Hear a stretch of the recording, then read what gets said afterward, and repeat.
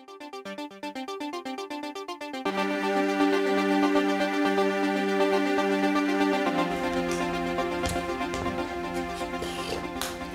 few years ago, on a TV program you might know called Dancing with the Stars, are you familiar with it? It happened that Marley Matlin was a contestant. And when she was, many friends would ask me, "Debbie, you can dance?"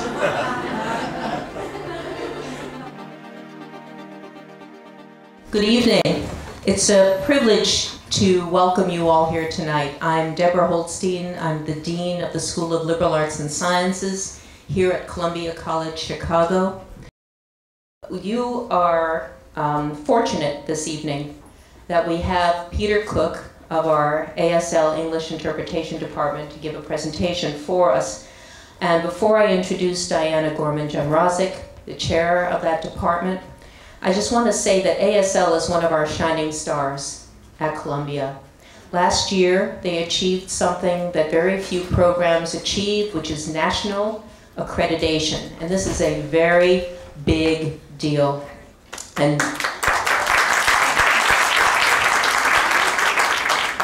they are to be commended. I founded the Dean's Lecture several years ago to highlight at least some, because we have so many outstanding members of the faculty in the School of Liberal Arts and Sciences. And I wanted to provide a forum whereby they could speak to audiences not only from within the college, but for the many of you who I know and we're very appreciative who have come from the community, from other institutions around the Chicago area. I want to highlight excellent faculty such as Peter Cook, whom you will hear tonight. Next semester, I will be bringing in someone from outside. In the fall, I highlight someone who's from Columbia. In the spring, I bring someone from the outside. We're going to feature the composer Laura Karpman the third week of February, so keep an eye out for that. She's pretty fantastic. It's my pleasure not only to welcome you, but to introduce Diana Gorman-Jamrozic, who will introduce tonight's speaker.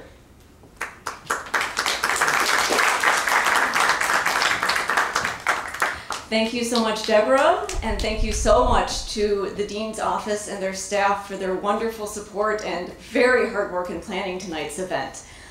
Thanks also to Paul and Nancy Knapp and the Dean's Office for sponsoring tonight. Peter has done so much I had to write it down, so indulge me. Peter Cook is an internationally known deaf performing artist whose work incorporates American Sign Language, pantomime, storytelling, acting, poetry, and movement. He has presented or performed in 49 out of the 50 states, all except Hawaii, so go to Hawaii. And he's performed across the globe in such places as France, Norway, Germany, and Japan. Peter's work has been seen on PBS in the shows Words on Mouth and the United States of Poetry. He was named one of the top 10 storytellers at the Tales of Graz Storytelling Festival in Austria. And Peter had the honor of performing for First Lady Laura Bush and for Russia's First Lady Lyudmila Putin at the 2003 National Book Festival in Washington, D.C. So tonight, Peter's going to share some of his groundbreaking research that he's done showing the parallels between deaf and non-deaf storytellers. And then he's going to honor us by performing one of his own stories. So we'll enjoy that. So between all of Peter's travels, he teaches here at Columbia College, Chicago. We are honored that Peter has chosen the ASL English Interpretation Department as his home base, his place to research, to create, to inspire. It's my honor to welcome to all of you, Peter Cook.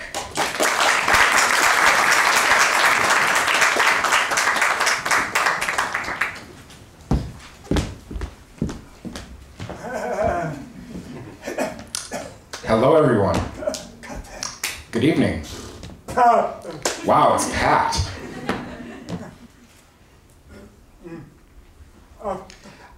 I always tell my classes that I have so much to tell them. And now I'm letting you know that I have a lot of information to impart to you. But before we begin, I want to thank our dean, Deborah Holstein, for asking me to begin this year as a speaker. It's a real honor. Thank you so much. And I want to thank the director of our ASL English department, Diana Gorman. Where'd she go? Oh, there she is. For saying, hey, Peter, sure you could do this, and kind of kicking my butt to make this presentation. So thank you so much for encouraging me. And I also want to thank my mother for being willing to come here, and that means a lot to me.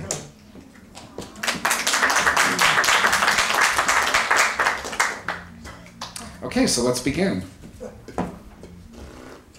Well, you know that I've been a storyteller for many years professionally, poetry, which means that I have traveled a great deal at storytelling festivals. And when I go to these festivals, it's often a mainstream audience of mostly hearing people. And they don't really know sign language. And so often I'm working with hearing storytellers on stage, so that means I need an interpreter with me. And I sort of feel sorry for the interpreter because storytelling festivals often hire only one interpreter, which means they have to interpret all day long. So often I tell the interpreter, you know, go take a break. So they go away and I'm left there as the only deaf person in a hearing crowd. So I watch the hearing storytellers. Now I'm not really very good at lip reading, and I don't really understand what it is they're saying, but I can recognize when they're becoming a character in their story, or when they're narrating their story, when they enter the world of their story, and when they step out of the story world. And again, I don't understand their speech, so I'm wondering how it is that I can recognize all of that. Or, hearing storytellers often say to me, well, I love the way you embody your characters, but if there's no interpreter with me, how do they know? So it struck me and led me to think about the role of the nonverbal in storytelling, in that process. And I thought it was worth some study and research. Because we've often struggled with an attitude. Whoa.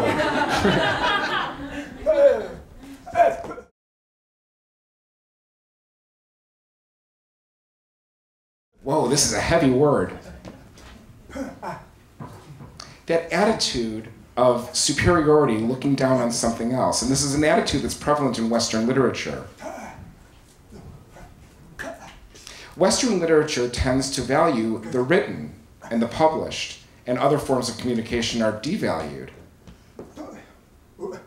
Now it's interesting that the oral narrative of storytelling, that realm, and by oral I'm not necessarily talking about lip reading or speech reading. By oral narrative I mean a storyteller standing before an audience face to face, interacting with the audience, building a rapport.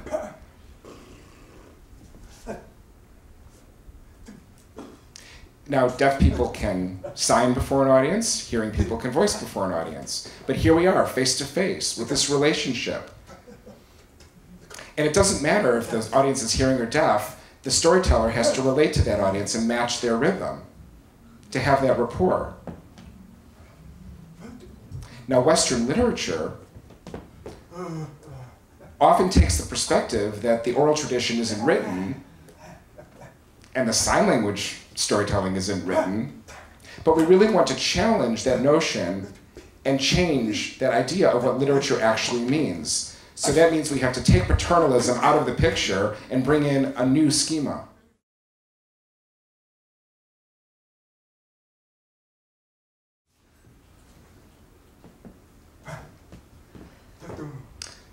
The visual, spatial, kinetic lens.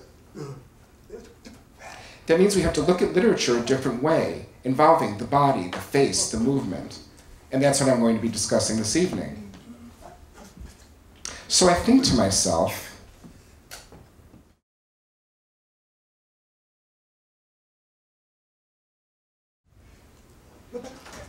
human nature means what humans do. And so my question is, when storytellers are speaking or signing, I wonder about the process of storytelling. Is it the same or different? And if it's the same, what are the similarities? Or what are the differences? This is something I really want to know. And then the narrator modes.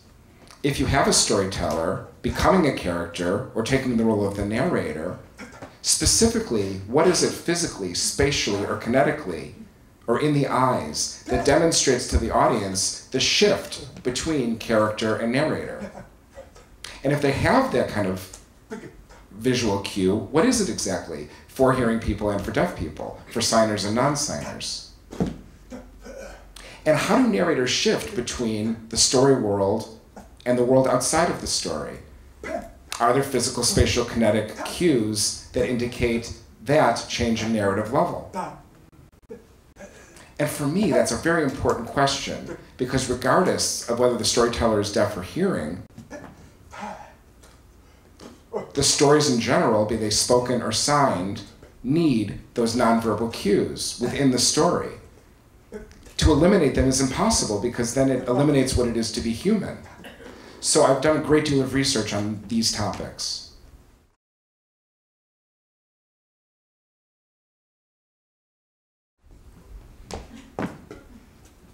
And I've chosen 6 storytellers, 3 deaf and 3 hearing.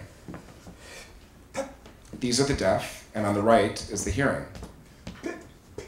And the reason I chose these storytellers is because they're all professionals. And just to let you know, Crom Saunders is our faculty member in our department, and he's also a professional storyteller as well. Now, they are professional, and their stories tend to be performed in public spaces. And they tend to use personal experience narratives. I'm not interested in folklore or fairy tales that have strong mythic characters or themes.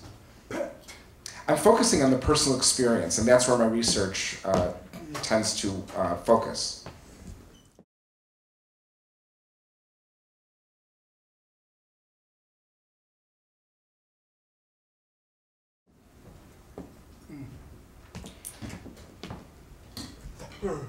Now, this word comes up often in my research, diegesis. When I'm telling a story, my story requires 2 separate worlds. One is the story world, which includes the storyline, the timeline, the setting, the situation, the plot, the action, conflict, resolution, and the coda of the story as it approaches the end. And all of that is included in the world of the story, or the reflective experience. The other world is the narrative realm. This includes the narrator, the characters they're describing, and how the narrative level adjusts from within the world to outside of the world. So these 2 worlds, as a narrator, one becomes the actor for the storytelling world. And one is shown and one is told. So diegetics show you the contrast between these 2 worlds. Aaron, would you mind helping me for a moment?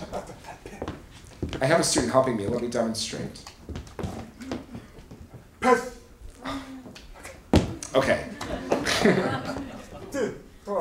See, it was just a short demonstration. You saw her throw water at me and me telling her to stop. What you saw was mimetics. The action shows what occurred.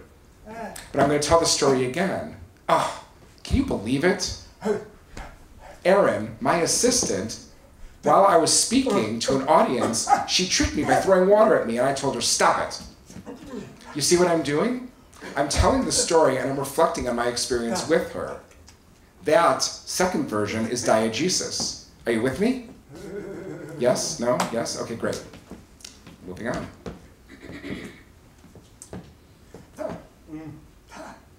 For telling a story, it requires 2 different actors. The autodiegetic narrator means I am the main character of the story. I am the protagonist. I'm talking about me, and obviously it's a personal story. Often, in other words, I am the narrator of my own story. Hetero means the opposite. It means any character other than me. Often in the story world, my research shows that there tends to be the use of both at the story level.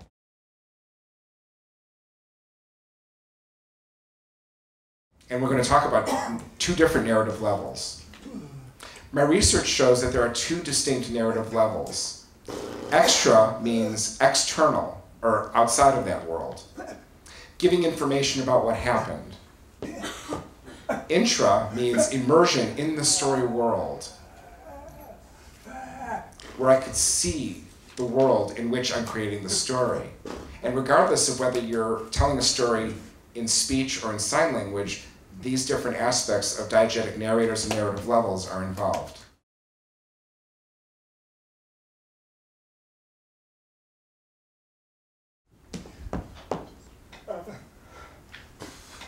Obviously, speech and sign language use language to show the process of a story. But I'm not going to be discussing this in depth. I'm going to be focusing on these non-verbal cues to show the kinds of shifts I'm talking about. In character level, narrative level, the extradiegetic, the intradiegetic. Now, unfortunately, there's not enough time to talk about all of these in depth. So I'm not going to be able to talk about gestures as much. It doesn't mean it's not important. Of course it is. And often gestures are represented in classifiers. That kind of gesture does come up often, and it tells us or gives us cues as to which narrative level we're in. But I'm not going to be able to discuss that in depth. I'm going to be focusing on the remaining three.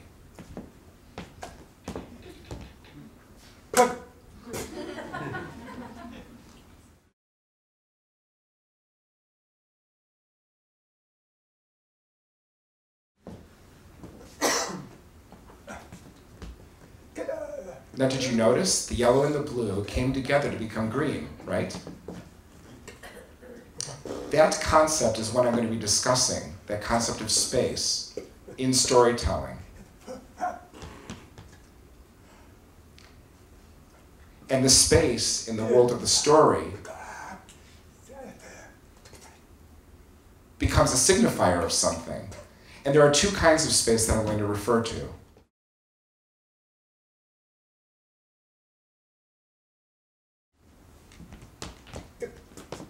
This is a deaf performer, Rob Roy, who was here at Columbia College 2 years ago. We invited him to come in from Australia.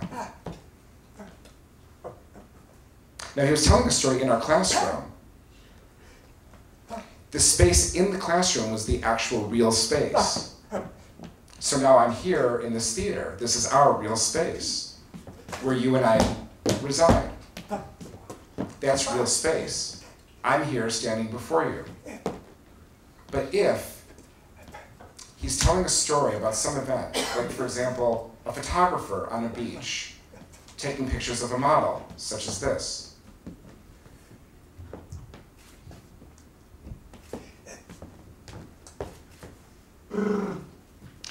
If he's looking back on an experience or making up an experience of a beach with a photographer taking photos of a model, that isn't happening right here and now. That event is being brought here into this space, which becomes a blended space. That real space converts to the space of the event. The event space is brought into the real space.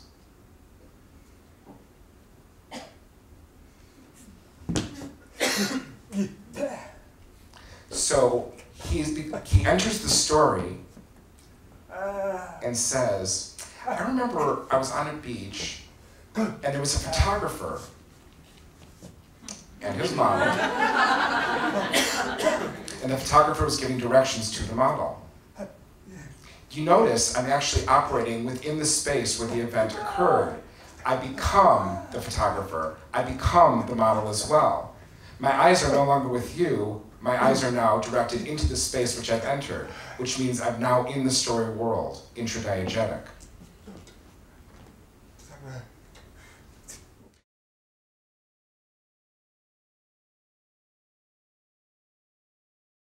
So now I'm going to show you how this operates with another storyteller.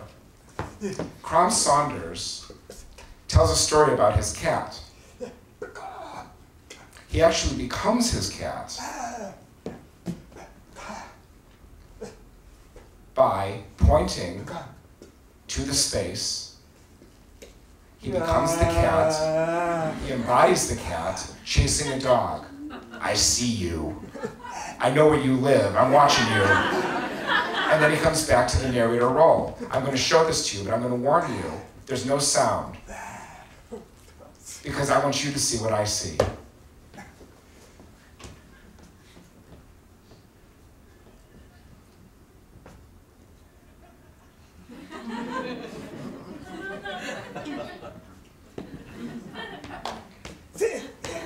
See? I break eye gaze with you, and I look into the space where the dog is being chased and say, I know where you live. And then I look back at you and say, that's my cat. So I'm out of the surrogate blended space that I created and back engaged with you. So that transition shows that he's entering the world of the story. Now, hearing people also have that, and let me show you how it works in a vocal story. This is Jay O'Callahan, a storyteller. He's using speech, but he also uses gesture simultaneously. Notice his eyes looking upward as he speaks about a tree and how tall it is, plus the climbing of the tree. His eyes are no longer with you, they're focused on the surrogate blended space where the tree exists. And that gesture is called speech-supported gesture. You'll notice how he uses it.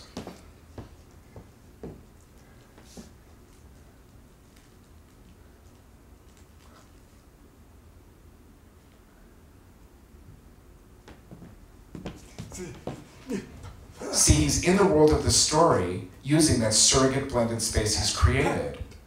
But he's also showing you what the tree looks like. He's not saying, I climbed a tree over there. That's not what he's doing. It's very different. So immersion into the story uses a surrogate blended space, but there's another type of space where the narrator steps out of the space and refers to it. It's called a token blended space. Let me show you what that looks like. Okay. Again, we have our photographer, but suppose I don't want to enter the story, I want to stay out of the story and comment on it. So I move away from the space, and this is how I do it. My fingers represent the characters in the story. I have a model. Well, let me go back again. Here's a beach, and here's a model, and a photographer taking pictures of the model. So I'm not in the world of the story. The world of the story is taking place separate from me, and that space that I've created right there becomes a holding space where I can refer to again. And it's always going to be there as long as I keep it there. Wait, then the photographer runs out of film, goes back to his trunk. Now you see, now I'm in the story world. I become the photographer, back to a surrogate blended space, come back to the beach with a classifier where it becomes a token blended space. Now I can't go off in another direction. I have to go back to the same holding area where I created my token blended space. And it has to remain consistent within the story. Now obviously I'm a deaf storyteller, but hearing storytellers have this concept as well. Let's watch. Her first name is Leanie Siemens. And she tells a story about performing in front of kids. And she notices in her peripheral vision a teacher who crawls along the ground to wake up a kid who's fallen asleep. So she uses a surrogate blended space plus a token blended space through her eyes and her gesture. Let's watch and I'll explain.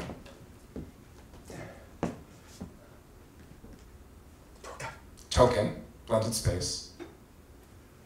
Surrogate blended space, she's in the story. Token blended space, as the teacher crawls along the ground. That movement, you can see the teacher moving along the space. That's gesture as well, but it's more of a deictic gesture. It shows where the teacher is as she's talking. She's looking to this teacher crawling along the floor. And see, this is a hearing storyteller with the same principles that a deaf storyteller would have. So that means the blended space can shift the narrative to within the story and commenting on the story.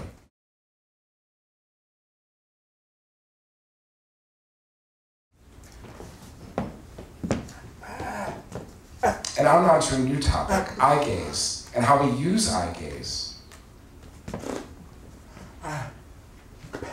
To let you know, compared to facial expression and body motion, eye gaze is one of the most important influences for determining what narrative level we're working at, and whether we're in the world of the story or not, whether we're in the realm of the character or the realm of the narrator. And it's very complex. There's a ton of different perspectives on eye gaze, but I'm going to talk about 3. The first 2 are basic, and the third is a bit more complicated.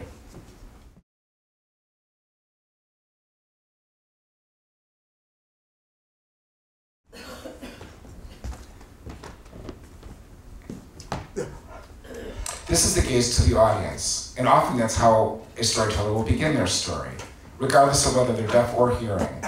They have eye contact with their audience, they're greeting their audience, they're introducing their story.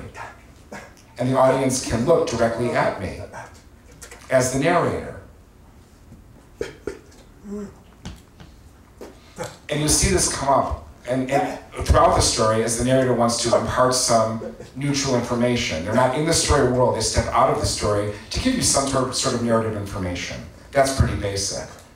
The body language, the expression are pretty natural and relaxed. And the second basic type of eye gaze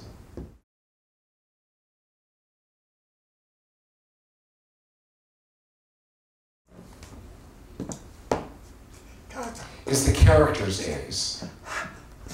Meaning, the eyes are no longer connected to the audience, but the eyes disengage and the storyteller creates a wall between the audience and themselves as they look into their blended space and create a character.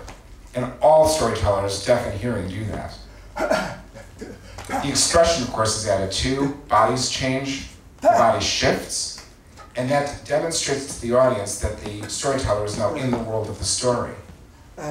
So we have the narrative gaze, the character's gaze, but then there's another type of gaze that's much more complicated and really needs to be addressed.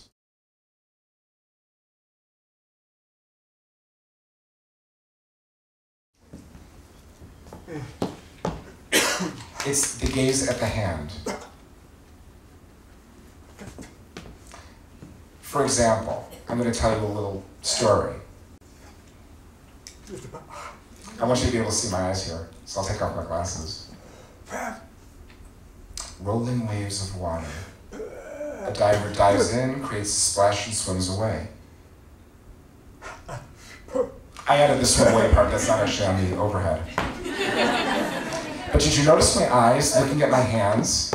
It's not like this, looking at you. There's water and a diver comes in, makes a splash and swims away. It isn't like that. And I'm not looking away from you into a blended space. It isn't that either. Now, if I'm looking at you, if I'm not looking at the audience, I'm not the narrator. And if I'm not looking into a blended space, either token or surrogate, I'm not a character. So what am I right now? Ben Bahan, in 1995, published a research study that said that the eye gaze is neither a character nor a narrator. The gaze at the hands is the act of narrative itself. And I thought, okay, well, you're getting warmer, but I've been a storyteller for so long, and honestly, there's never a moment where I feel like I'm neither the character nor the narrator. I've never experienced being that in-between space. And I really struggle with that notion. So I decided to research it further. About 2 years ago, I went to Purdue University for a linguistics lecture, a workshop, by a researcher named Kaneko. The workshop was entitled Gaze at Hand in Poetry. Kaneko said the gaze at the hand can be divided into two types. First, the non-reactive gaze. I just showed you when I did the story this way, with a flat expression or no expression, a non-reactive gaze. Then there's a reactive gaze.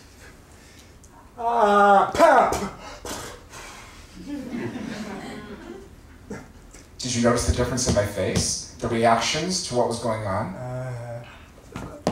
So wow, okay, so that information, I mean, what do we do with that information? How does that relate to the world of the story? How does it relate to narrative studies? So I found a theory in my research, a theory by Jeanette, the theory of narrative vocalization. Jeanette's research demonstrated the difference between who said something and what we see. So I, again, as a storyteller, have power to control where the audience focuses, whether you focus on the story or focus on a character. And I lead you to the focus, and I provide that information for you. I control how much information you know and how much information I actually block you from receiving.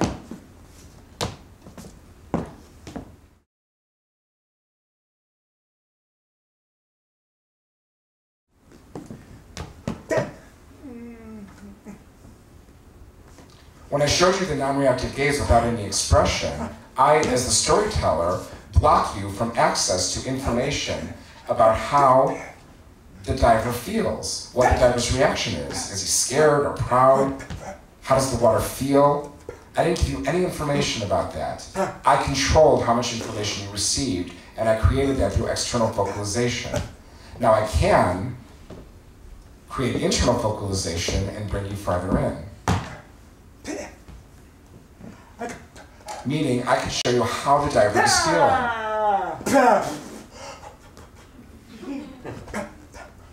My face and my body are showing how I feel. The racing of my heart, sweating, terror. That gives you information. And I thought that was very interesting, but yet, in the narrative level, in the story world, or out of the story world, I mean, how does that help me know exactly where we are?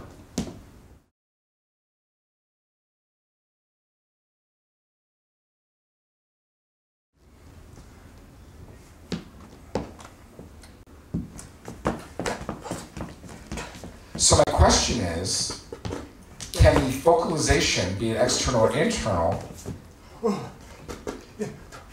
Can those occur both extradiegetic and intradiegetic in the narrative world and the story world? A researcher named Mulrooney noticed that if the diver dives and we stop him for a moment, my face seems much like a character expression. And I'm strongly in the story world, and yet I have a classifier which seems to put me at a narrative level that's extradiegetic. It's partitioned. Two things happening simultaneously. So that's called Mulrooney's partitioning. Well, that's very interesting because Jeanette said we have something called a zero vocalization, meaning you're not external, you're not internal, you're not focused on the story or the character, you're in this in-between place. And at that moment, you're partitioning. So I'm suggesting that we change this to a zero vocalization.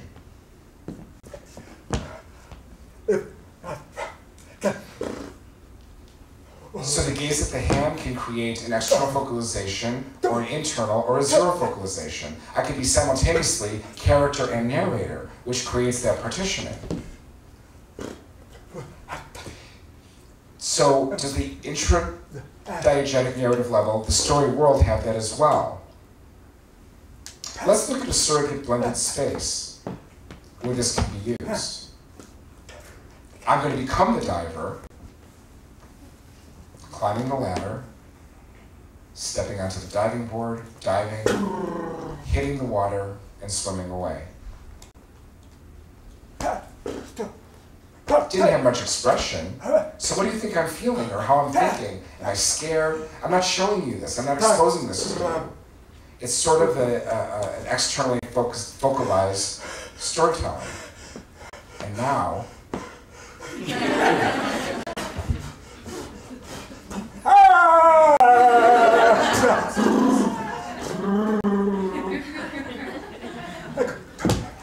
I can show you how I feel. And through that difference in vocalization perspective, reactive or non-reactive,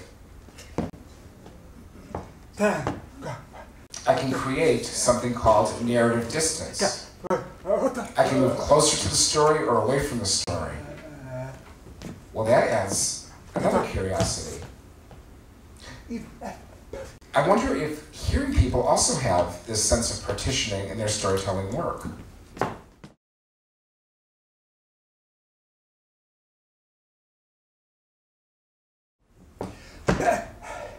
This is Bill Harley, a storyteller who's a professional. And I found something fascinating. Let me explain what's happening in this video. He starts out saying, one day he's talking about his son here, coming into the kitchen to talk with his father.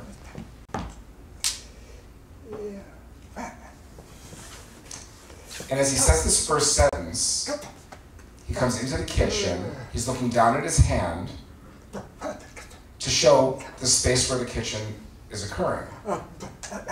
Now I'm strongly a narrator, but it seems like I'm speaking in third person. He comes into the kitchen, and then he'll shift and speak the sentence, and he looked at me and said, so that sentence, he looked at me, it seems like a third person sentence, but the body language and the eye gaze are creating a surrogate blended space simultaneously. So I'm not looking at the audience, but yet it seems like in the narrative world, speaking that way, but yet in the context of the story, the surrogate blended space, that looks like partitioning. Meaning the speech and the nonverbals become partitioned. The same as I showed you in sign language, where the body and the face and the gesture became partitioned. And that's kind of a warning that we're about to make a shift into a new narrative level. So he turns and he speaks in third person, and then his body shifts again. He looks at the same token space where he established the kitchen and said, I said.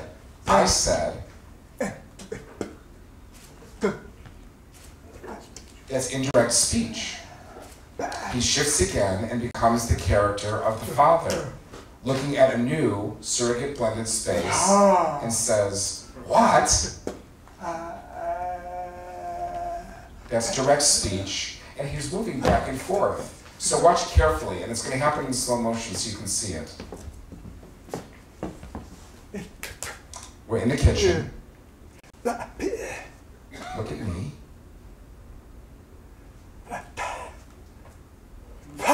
And he said, and I said, what? And he looks back again. He said, and then he pauses, after a long pause. Am I going to look like you? He's in the story world.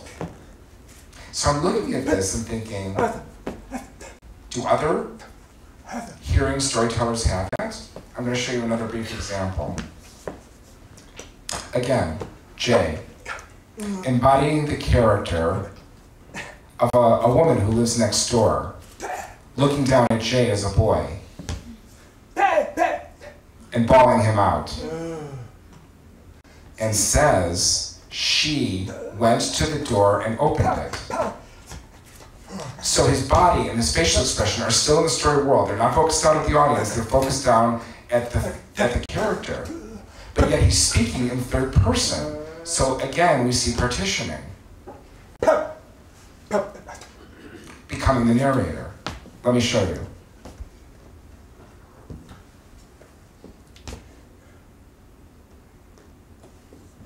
The one movement, the one pulling back, changed everything at the narrative level. And again, we see partitioning. So again, regardless of deaf or hearing, storytellers use partitioning. The physical that warns you of a change in narrative level. So now the last thing I want to address is the body shift that's involved.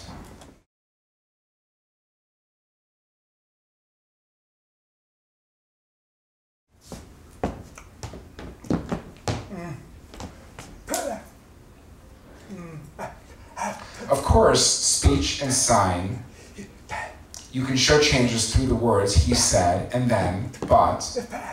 Deaf people can use classifiers or pointing or directional verbs. But they also have these nonverbal parameters as well. The space, the blended space, the head and body shift, the physical depiction, and the eye gaze. Now I'm going to show you two storytellers. We're going to watch them and then we're going to discuss each example. This is Rosa talking about singing in church. And the pastor's wife is playing the piano. But the music is fast and the singer becomes confused and can't fit the speed of the music. Watch what she's saying.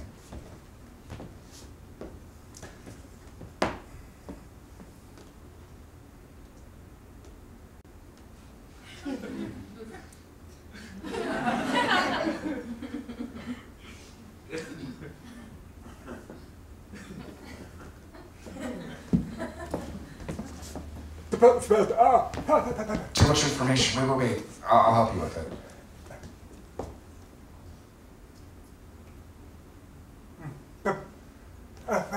Oh, wait, back up. Perfect, thank you. So I'm going to show you a sequence of pictures. These are some time-lapse photographs. She opens. She's in the story world, but she's autodiegetic. She has her microphone, an instrumental classifier, and she's looking at the microphone.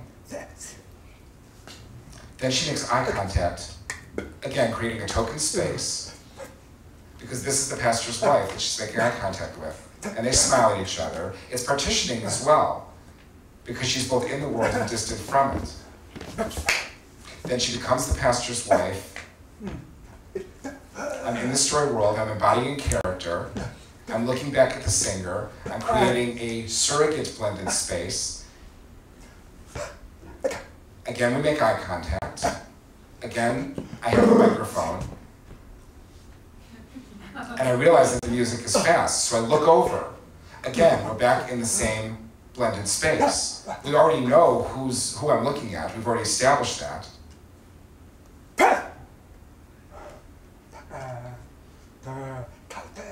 The hand creates a strong character. She's strong in the world, but then she talks to the audience. Again, we have partitioning. So she's both character and narrator, and then she leaves the world, steps aside, goes outside of the story world. That's kind of a meta-narrative level. And she talks about what hearing people tend to do when they're listening to the music. Then she brings herself back into the story world, and back to the role of the narrator. So you see we have these shifts in narrative level and expression. Now let's see if hearing people have this as well when they're telling stories. This is the same story I just showed you with a teacher trying to wake up the sleeping boy, but watch it without sound.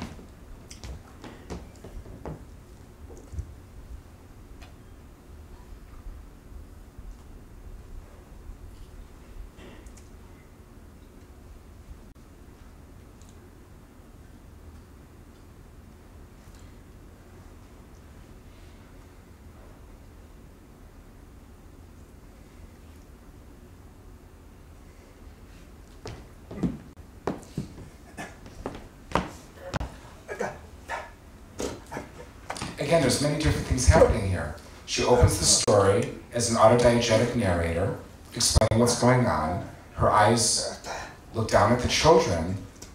Again, a didactic gesture.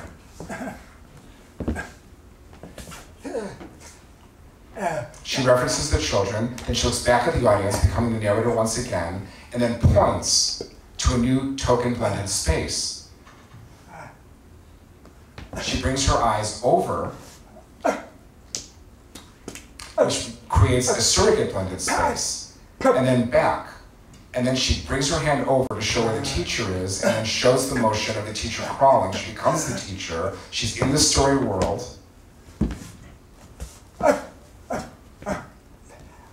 Then she steps out again as she watches the teacher with the motion of the other hand, creating a narrative distance, crawling in front of her, and that becomes a new blended space. And then she becomes the children watching her. And then she steps outside of the world and adds information to the story. That's a meta-narrative. She's looking at a new thing as the teacher is crawling along the floor.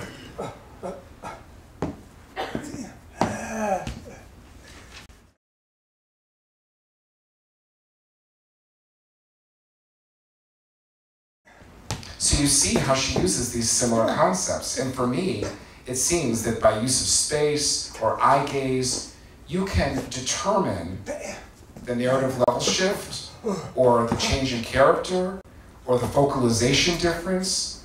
And it's the same regardless of sign or speech. So that goes back to my question from before. Whether a story is told orally or in sign, the nonverbals, if they're left out, maybe that takes away the human nature. Thank you very much.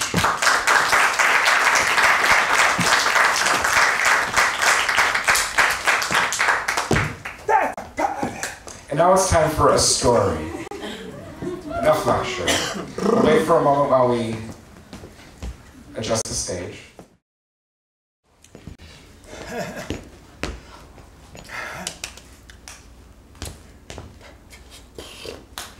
A few years ago, on a TV program you might know called Dancing with the Stars, are you familiar with it? It happened that Marlee Matlin was a contestant. And when she was, many friends would ask me, "Deaf people can dance?" Well, yeah, I mean, they have deaf people who are skilled dancers, and they have deaf people who are not so good dancers. Same as in the hearing world, you've got some excellent dancers and some lousy dancers. So I look back and remember when I was a child at the Clark School for the Deaf. It was an oral school where we were required to use lip reading. And I remember we had a spring ball my senior year, which means we had to learn dancing. And when they told me that, I thought, taking dance classes, that sounds so exciting. And I had this vision of a teacher who'd be French, with a beautiful hairstyle, and a beautiful skirt, and a beautiful figure, and a balletic poise. And I was ready to go. I was excited. And then reality hit. The dance teacher was my PE coach. 280 pounds of pure muscle on that woman. She would always wear a long-sleeve sweatshirt, plus a cheerleading skirt, plus 2 socks, knee-high. And these clumsy boat shoes, and a bouffant hairdo, red rosy cheeks, red lips, bright, bright red, dangly earrings. Her name was Mrs. Barker. Now just wondering, you members of the deaf community, you have name signs, right? What are some of your name signs? Anybody? There's one. Other name signs that represent your name? Why do you have that name sign? Because she likes cats. I thought maybe it's because you laughed a lot, but it's because you like cats. Other name signs? Any?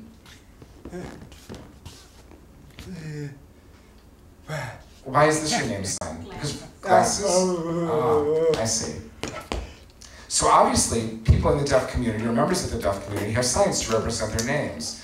Well, at the school, even though it was an oral school, we had a name sign for Mrs. Barker, and it was this, because she had a huge chin, that would waddle in the breeze when she talked. We're not trying to be mean, I mean, it was right there. It was hypnotizing, and it was right in front of us. Anyway, she was our dance teacher. We had 2 months of dance classes, and the first month, the boys and the girls were separated. So when we were ready, the boys would make 2 lines, and we came together, and the first thing that happened was we fought with each other. Because we were arguing about who was going to follow and who was going to lead. And Mrs. Barker had this big stick that she would bang on the floor, and we'd all jump and stare at her. Stare at her neck waddle. And she'd say, boys, right now, the boys on the left, you lead, and the boys on the right, you follow, and then we'll switch. And we practiced our dancing. And people ask, how do people feel the rhythm? I mean, you can't hear the music, but we have this internal rhythm. 1, 2, 3, 4. 1, 2, 3, 4. 1, 2, 3, 4. 1, 2, 3, 4. 1, 2, 3, 4. 1, 2, 3, 4. So you can feel that rhythm inside, but Mrs. Barker had a very interesting method of teaching us rhythm. She would take that big wooden stick, and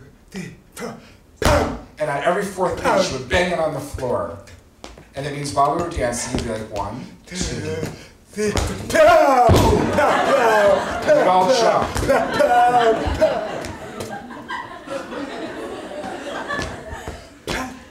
So we practiced our dancing for that whole first month. And then the second month, it was time for the girls to come on in. And the boys lined up on one side and the girls on the other. And we came together, and the first thing that happened was we fought. Because the girls were practicing leading also.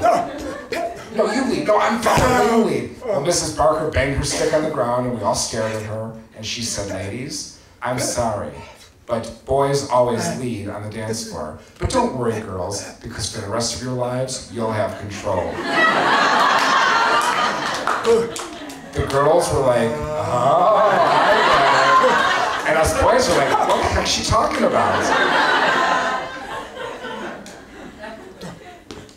So we practiced dancing, and we learned all the different ballroom dances. The foxtrot, the cha-cha, the salsa. And when that month was done, the night of the dance, and it was held in our gymnasium. But when you opened the door to the gym, there were beautiful arrangements of roses all up and down the walls. And the basketball court was cleaned and polished to a shine, and all the lines were freshly painted. And there was a mirror ball on the ceiling that would bathe the gym in beautiful fluorescent glowing lights. And there was food and a live band.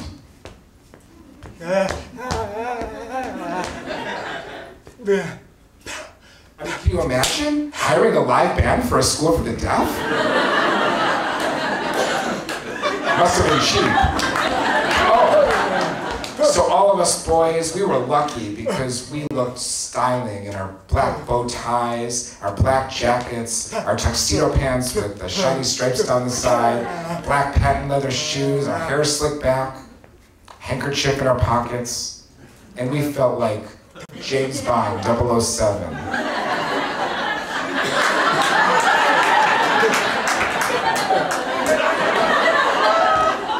Shaken, not stirred.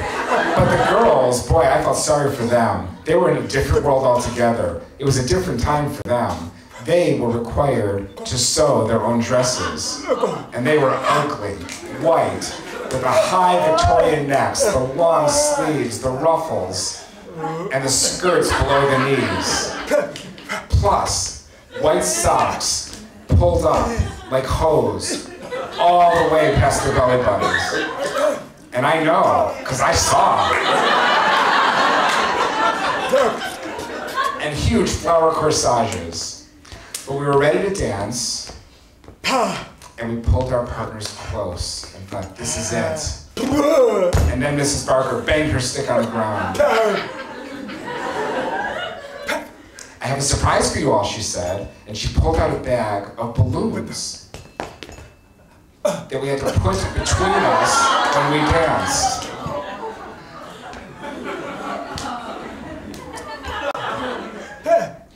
One, two, three, 1, 2, 3, boom. And then the balloons would ride up to our faces. Green, blue, yellow, that's all we saw. Oh, but I tell you, it was the best night of my life. Now that year, I would commute between home and school, and my mother could tell you, she was so proud of me. She'd think my son learned how to dance. And she spread it all over the neighborhood. So I had a friend who was a neighbor who was named Barry. He was like one day, hearing guy, yo, you dance? I'm like, how did he know? Yeah. Well, that's great, man. You can come to my school and we have a dance. I'm thinking, he's asking me to go to his school dance? Yeah, that's great. And he tried to tell me the date. Friday at 7. He's inviting me Friday night at 7 to his school dance. Great. I'm going to get to dance with hearing girls. Yes! So I waited that whole week, and finally the night came. We went into his school. Of course, the dance was in his gym, but it was a little bit different. When you opened the doors, there were no flowers. Just a sign tacked up on the wall announcing the dance. The basketball court was dirty and scuffed. They didn't have any mirror ball on the ceiling, just colored papers tacked up on the fluorescent lights. And there was no food, and no live band, just a DJ playing music on 8-track tapes. And I looked around the gym, and everybody was in t-shirts and jeans, except for me and my black bow tie.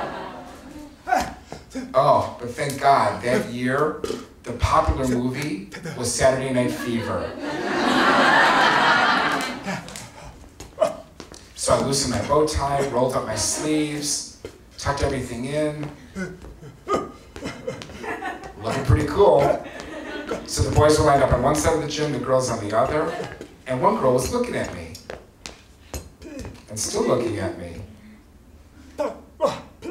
And still looking at me. And that look, I know what that meant. She wanted me to dance with her. And I didn't know what to do because I hadn't practiced my speech. I was supposed to ask her how to dance. Can I have this dance? What was I supposed to say? And I just had my hand in front of me, and she saw it and grabbed it. And I thought, well, that's cool. I didn't have to talk at all. My hands took care of everything. And then she pushed me back and started dancing around. And I thought, oh, nobody dances while they're touching here. That's interesting. Well, okay, I mean, when in Rome.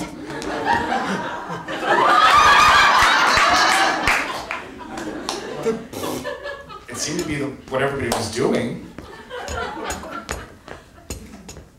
And then she pointed to her left, and I'm like, well, she's pointing at the clock. It's 9 o'clock, dance finishes at 10. So I'm like, well, great, that's good. Then she pointed to her right, and I looked over, and there was the exit door. Oh, there's pop machines out there. She must be thirsty. Well, great. So we walked out into the hall, walking right by the pop machine. I'm like, hey, the pop machine's back there. And then she went outside into the beautiful, warm night, kind of like today, where the moon bathed the football field. And there were couples sitting all around the field. And she waved at me and motioned for me to sit next to her in the dark. And the moonlight shone off her face. I couldn't understand what she was saying. I could see her lips moving, so I moved in and she kissed me. And I thought, I like this. And all of a sudden, everybody got up and started to run away. Like, what's happening? Well, the parents showed up. So she scribbled something down on a piece of paper and handed it to me. And I'm like, bye-bye. Yes.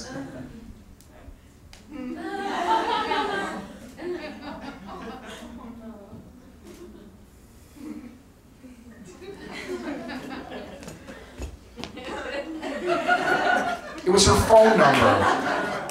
There were no video phones back then. I didn't even have a TTY.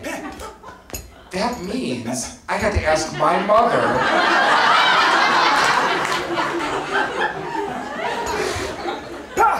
I'd say, Mom, I just met a girl. I want to make out with her again. Could you call her for me? You think she was going to accept that?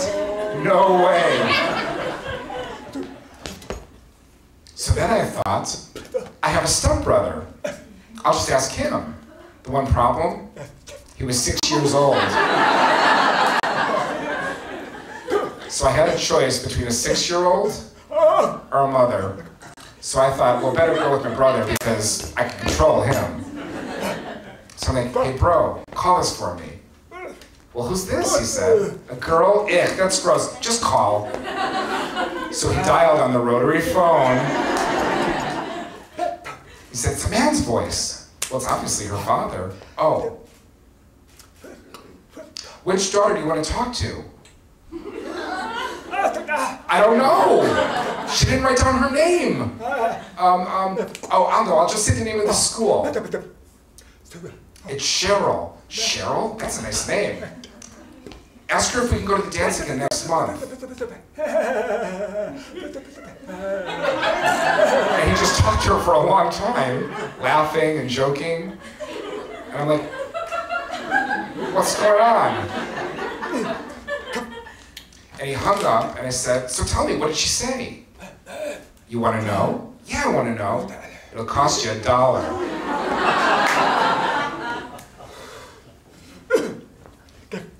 Yes, Friday night we're on. I thought, great. So again, I waited as the days and the nights and the hours and the minutes.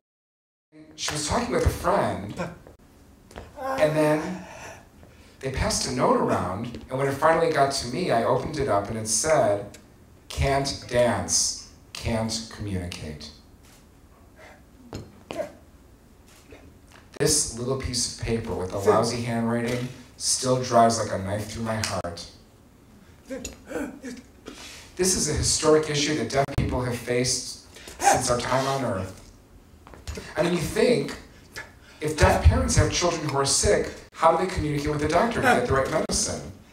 Or over the course of time, if deaf people wanted a job, how do they let an employer know how skilled they are?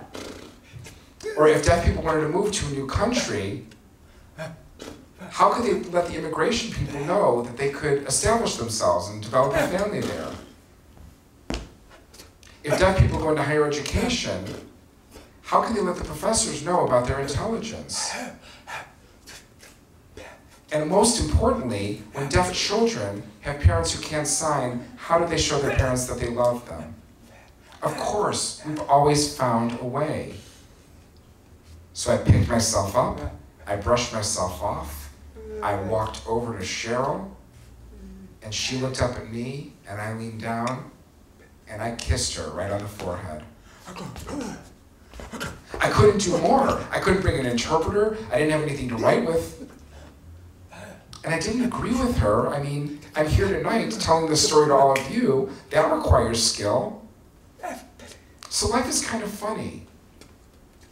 2 years ago, I was performing in Seattle, and when my show was done, I was meeting some people and talking with them out in the lobby. And I saw a nice-looking woman and realized, that's Cheryl. And those emotions came pouring out of me. Because seeing her again, I remembered all that embarrassment and shame that had been locked inside that burst out like a volcano. And she motioned to me and said it was me who can't communicate, not you. And I saw that she was signing, she had become an interpreter. And it struck me that it doesn't matter whether you're deaf or hearing, or whether you sign or speak, or whether you speak French or German. If one person won't communicate, it'll never work. It takes two to tango. So my friends, may I have this dance? Good night, everybody.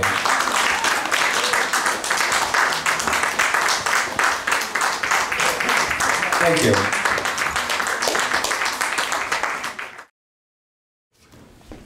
Let me take some questions. If anybody has a question, something they were curious about?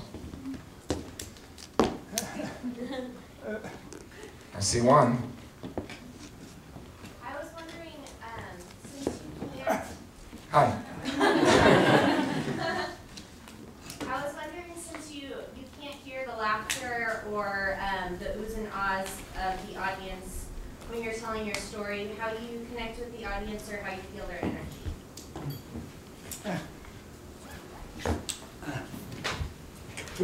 Well, I can see you. I mean, really, normally when I see an audience, I mean, I can't hear them, but I see the body language, the nodding, the head cock, the laughter, and I can feel it from you as well.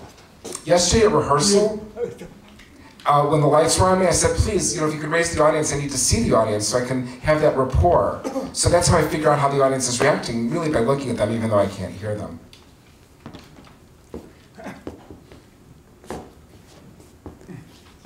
Did you and Cheryl go on another dance?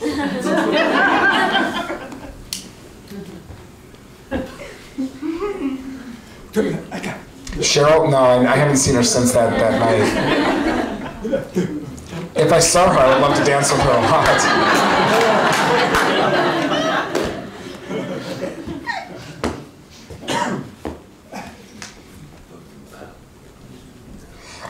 How did you first get involved with storytelling, what you do now?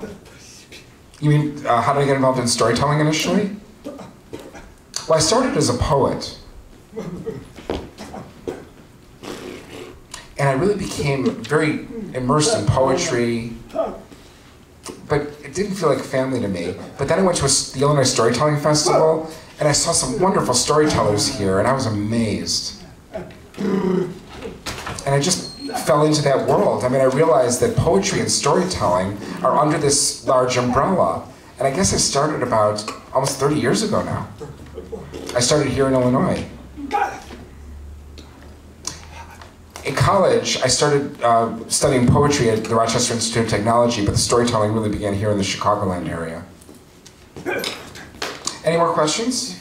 Yes? I would like to know, do you feel accepted and acknowledged by the hearing storytelling community?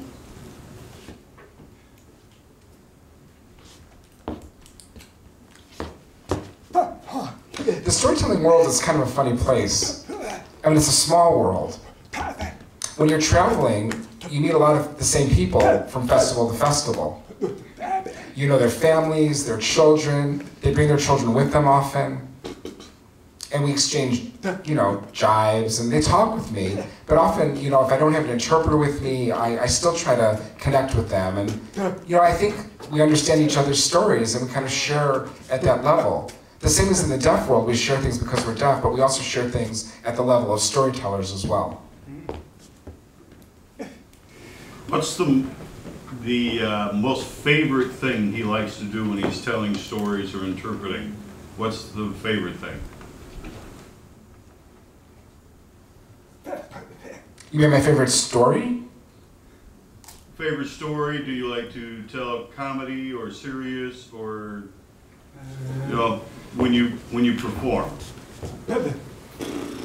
Really, I do a variety. I mean, it kind of depends on my audience. If I'm hired for a school, then I do something more appropriate to them. I mean, but often my stories are personal narrative. I enjoy folklore and myth, but, I like to tell stories about, what life was like for me growing up, my personal experience and that perspective. That's what I like to share. Let's do one more question, please. Okay, this may be a silly question. If they made a movie of your life, who would be the actor that would portray you?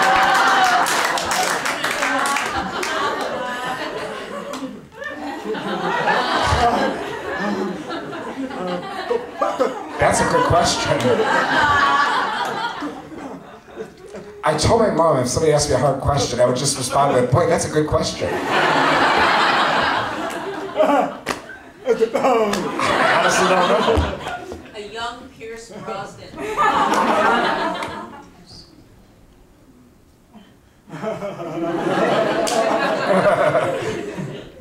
Shaken, not stirred. Okay, everyone. Thank you so much for your time, and we have a reception now, so I'll get a chance to meet more of you there. Thank you and good night. Drive safely.